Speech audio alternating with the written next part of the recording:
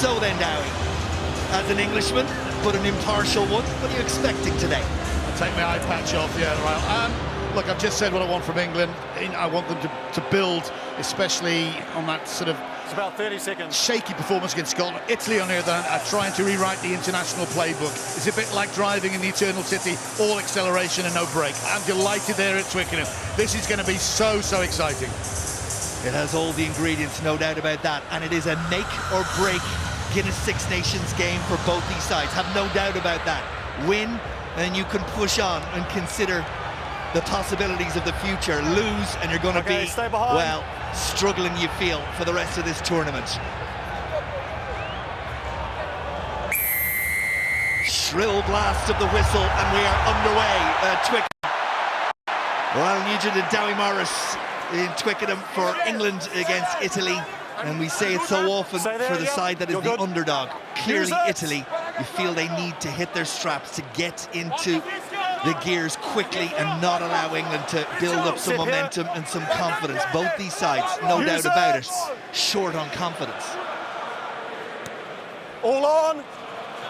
To the air, Van Portfleet goes, and Capuozzo, the fantastic fullback, 114 metres last week, a try against France as well, is the one to carry it back. Varney caught, advantage being played to Italy, little dink in behind, and up comes Stewart, but the advantage was being played at the last breakdown. Worth noting, Dowie, Tommaso Allen, Morisi, Riccioni, Varney, and Fischetti and Pelledri all playing their club rugby here. Well, that's it. It's just experience, and the diminutive fullback Capuzzo is Toulouse-based, but they have to have a balance. They can't all play for Benetton, as the majority of this side does, with Zebra sort of feeding into them. So, yeah, they get their experience in the Prem. It's fantastic to get this experience in the top 14. And they come together and they add and they learn off that. So it's a good start so far. And, yeah, I was just going to say, a slight mistake, but no, the touch judge just put his flag up. And that's reinforcing the message to the referee. Van Portfleet and Italy get a shove on, but England hold on to possession, and down the blind side it goes, and it's still in play. Look, for all the world it would go out 10 metres earlier, but rugby ball will do funny things when it starts to bounce, and Italy stayed aware. Dombrandt picks it up. Willis. Itoje there, and Italy. Can't play on from there, mate. You're off your feet. Your hands go past the ball first. Pass the ball, then on. George and England. Best opportunity of the opening 12 minutes by a distance for England. Off that maul goes, and over. Willis goes. England, oh so simple. They have the lead at Twickenham. And they're on their feet. And doesn't he love that? Playing out in Toulouse now. Obviously X and Wasps, and we all know what's happened to that. The demise of a great side could be the rise of a great player. Again, a simple move. They went into the corner. You go into the corner, you've got to make a statement, you've got to score. I've got to say, Dombrandt is in front of the driver, the catcher of the ball, but again, that was something where the referees were told to look out to. As the Toja goes down, you can see Dombrandt in front. He hasn't seen it. England don't need him to see it. Willis straight over. 5 points, Farrell to make it 7. Easy peasy, lemon squeezy.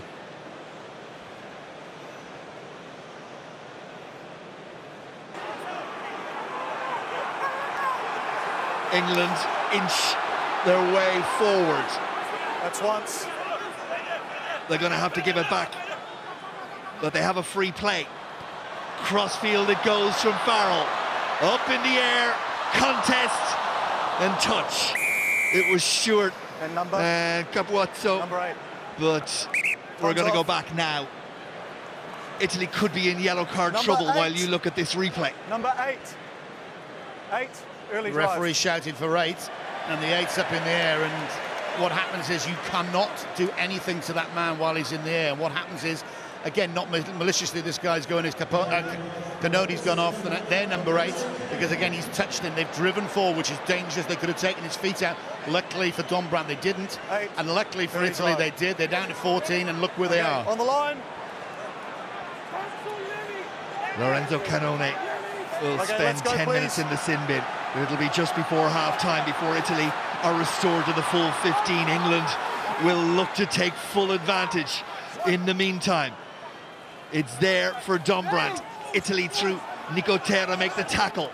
Willis already has one, almost squirms away to get a second. Itoje's been everywhere in the opening 27.5 minutes of this game. Ball's available there. Genge is looking hungry. He'll be the next to pick and carry, but it's slow ball for England, and Italy have their line set, but that line cannot deal with Ollie Chesham. Great offload, so close to the line, just changed the point of attack, and the Italian defence has no time to manage the power of Chesham, who crosses for England's second. Well, it could have been anybody, but I think it was the dexterity and the skill factor and whatever of a loosehead prop in Genge. What an offload. There's the big push first from Willis. He's a handful. He's been a handful everywhere that he's in close contact or carrying. There's Genge. That's beautiful. That's beautiful to a second row. The surprise there is it took the referee so long to make the decision. Farrell, not the best hands from England, but it finds its way out to Nayland's. Little show, little go. Beautiful. Wonderful pass to finish it. Absolute beaut of a try from England. Jack van Voortvliet is in, but Max Nayland's the architect in chief. Wonderful play, and England have try number 3. Zuliani, so there we go. Watch Ollie Lawrence's push Zuliani. Oh, he's tripped him actually, but that is, again, it's... Oh, I can see why the referee has wanted this checked. Crowd raise their voice as England go in search of that third try. They've had one written off by Van Voortvliet. George and co will look right that and return it to a 3-try half, and they have. And Jamie George, a pump of the fist. It was a pump of the legs from 10 English players in that ball that drove George to England's third try. It was supposed to be 19 60 seconds ago. It is 19 now. No doubt about that try. And England are in control. If it ain't broke, fix it this time again. That is fine. It's no problem. Ludlam's number you can read. So that's okay. That settle is excellent. And now it's just the power game. It's the control game. And don't go too quickly. You see George at the back in the van. He actually goes round to the right a little bit too much, then rights himself, and all of a sudden they splinter the Italian pack, go through the middle. Dombrandt's leading, Willis is leading, Jamie George is at the back, and he gets another score. He scored a few tries for England. And it all adds up to a 19-point lead. Italy, well, they look a shell of the team that went so well against France last week. They have work to do in that dressing room. England, 19 points to 0 at the end of the first half in Twickenham. All a little lateral for the last 8 or so. Can they find a gap? Is there a gap to be seen in that English defence? There is, and guess who has found it? Capuozzo, once more, the architect of all that's good about Italian attacking rugby right now. And he is held up maybe 3 metres short. Italy are coming again. Taken on by Nicolo Cannone. Varney has options both sides. It's 15 phases at the start of this first half, or second half from the Italians. And there's a real opportunity to get that first score of the afternoon, to get something on that board. There's Varney. Gets an advantage for a high tackle. They may not need that advantage because they have the try. In they go. Yeah. Italy score. It's Riccioni who scores. Yeah, that's why there was the advantage. Italy, phase after phase, they were patient in the build-up. Yeah, that's why there's advantage. And when it was required, well, guess who? The little magician found a way, and from there, England were retreating defensively, and Italy found a way. He scored a tremendous try last week. He set one up, didn't he, in the last round of last year's Six Nations. That ball's okay. That ball's released.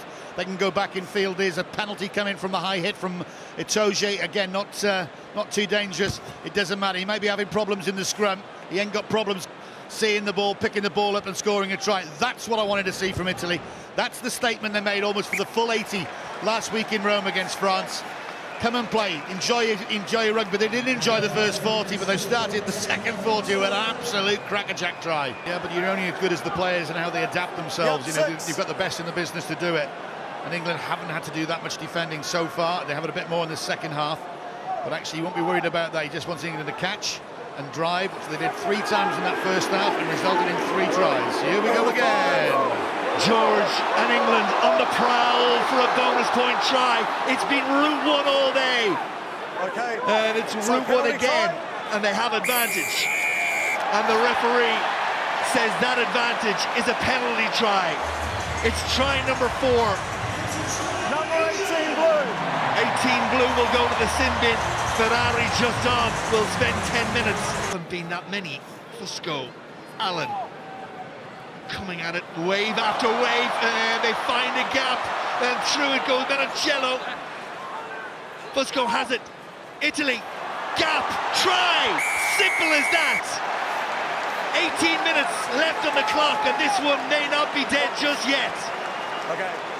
The try from Alessandro Fusco, Obviously, we just need to sign off. created by Menoncello, and Italy running from deep, running lines, and had England bamboozled for once defensively.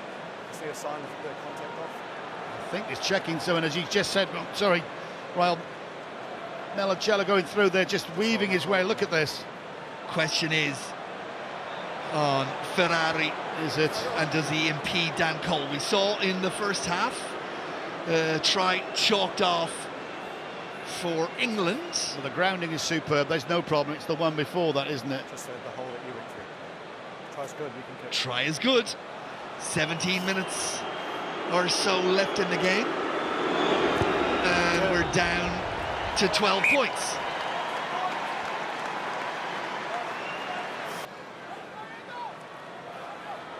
Lawrence put down by Allen.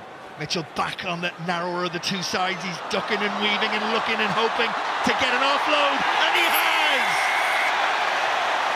Created by Mitchell, finished by Arundel. And England have a 5th try. And he bobbed and he weaved. And he cried for someone to come and take the pass, and Arundel was the man to do it. 2 guys that want to be on the pitch all the time. Ball picks up in a check with Sinfield. Nuck Evans. Doesn't matter, mate. Look at this. Yeah, where you go? What you doing? This is a good Italian defensive line. Little pass. It's taken 2 out, and that's a great finish. Doesn't matter. Yeah, you can say sloppy tackling in the corner. Watch this. Through the middle. Takes 2 players out. Pops the ball. Arundel, he can score him from 100 metres. He can score him from 5 metres. It doesn't matter. You've got to score it. Get the ball in his hand. Get these 2 on the field. On the field. Get them started. Second international try for Henry Arundel, London Irish, 20-year-old, 4th international cap, and he will look to the talent of Mitchell. Set! Last play of the game. Stay with it, 9. Advantage, 9 offside. Advantage being played to England, and Italy are just offering England the opportunity to Play advantage over. Well, advantage is done. The referee It wasn't the scrum. happy that is enough, and so is Owen Farrell, and so are England. They've scored 5 tries. They've bounced back from the defeat here against Scotland a week ago. Jack Willis got them on their way. Chesham and George, and a penalty try, and Arundel in the second half. That's their 5. And for Italy, well, 2 tries that got them back into the game, that made England think a little bit in that second half. Riccioni and Fusco score the tries for Italy. It was a performance that was heading towards poor for Italy. They recovered that in the second half. It was better, but just not good enough for an England side that will move forward, and move forward, you feel, with a bit of confidence again. Full-time score at Twickenham, England 31, Italy 14.